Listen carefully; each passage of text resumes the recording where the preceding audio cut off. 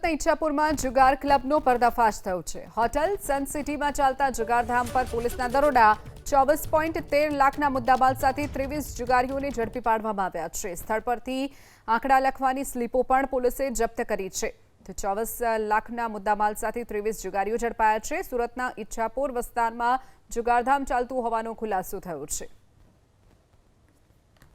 Ichchhapur police સ્ટેશનમાં PI અને તેમના સ્ટાફને ગતરોજ બાતમી મળેલ હતી કે ઈચ્છાપુર પોલીસ સ્ટેશન વિસ્તારમાં આવેલ સનસિટી હોટલના ચોથા માળે હાર-જીતનો ઇલીગલ જુગાર જે છે એ રમાડવામાં આવનાર છે। જે આધારે પીઆઈ અને તેમની ટીમે ગઈકાલે રાત્રે બાતમીવાળી જગ્યાએ રેડ કરતા કુલ 29 ઇસમો આ ગેરકાયદેસર પ્રવૃત્તિ કરતા મળી આવેલ।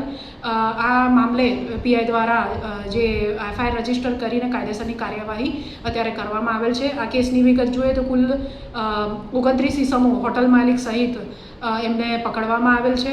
કુલ 24,13,780 રૂપિયાનો મુદ્દામાલ આ કેસમાં કબજે લેવામાં આવેલ છે, જેમાં 3,20,780 રૂપિયા કેશ, 30 નંગ મોબાઈલ જેની કિંમત 4,23,000 જેટલી ગણી શકાય, 2 4 વ્હીલર, 1 ઓટો રિક્ષા અને 11 જે મોટરસાઇકલ છે એ કબજે કરવામાં આવેલ છે।